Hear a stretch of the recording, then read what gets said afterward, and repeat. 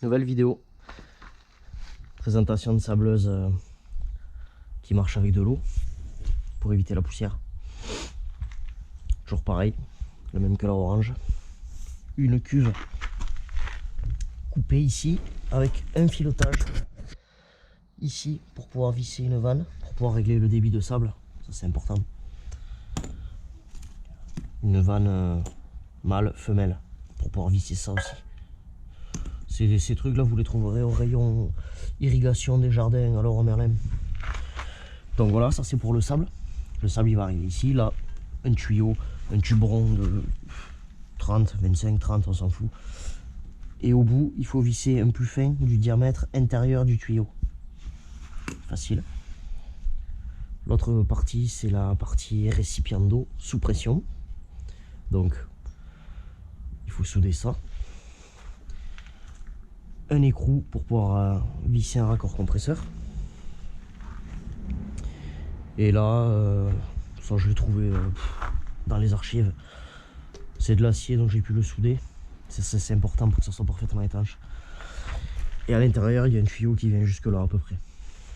Donc ça c'est sous pression. On rentre l'eau par là.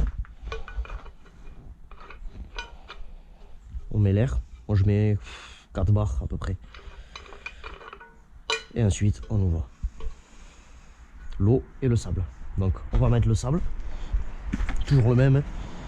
Du 50-80 de chez Kiloutou. Il est très bien, il est pas cher.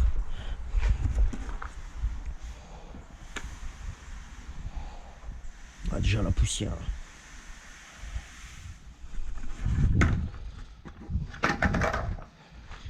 Et l'eau.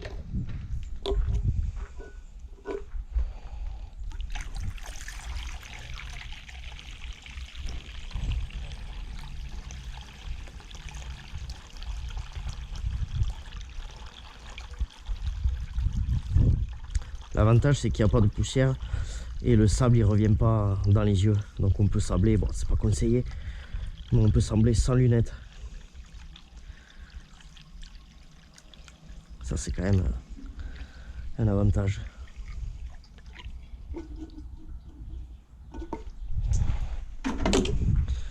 Donc là on ferme, j'ai mis un joint torique ici. Que ça soit bien étanche.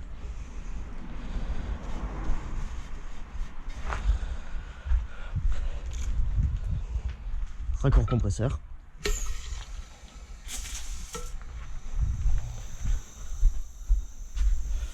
Moi, je mets 4 barres. Donc ici on met 4 barres. Et le tuyau bleu c'est direct pistolet et surtout direct compresseur. En sortie de cuve.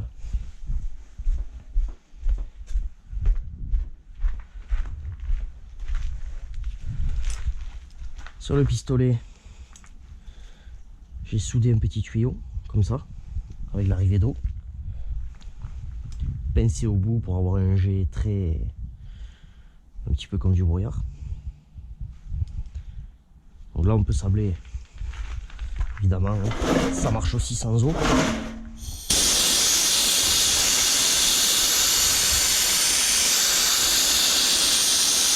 Voilà, ça marche très bien, mais on en prend plein la gueule. Et ça fait de la poussière. Et si on rajoute de l'eau,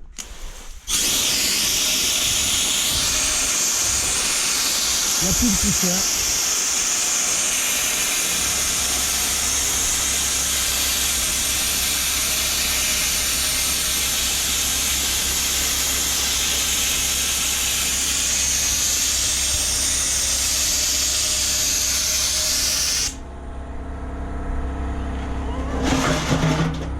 On peut aussi sabler du bois.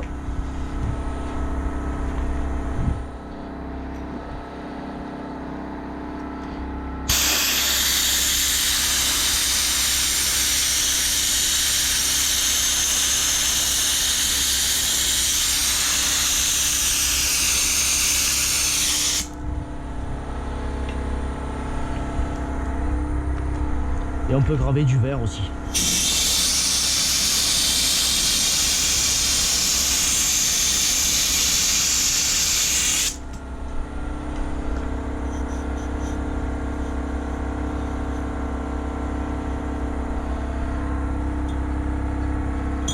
Voilà.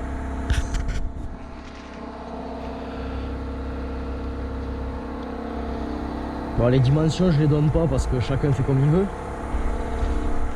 Ça c'est des équerres de 60. Celles-là font 80. 87 pour celle-là.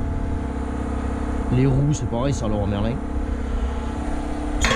Là il y en a pour à peu près 100 € de matos. Voilà, en sachant qu'une hydrogomeuse comme ça, ça vaut entre 5 et 10 000 €. Et ça marche aussi bien.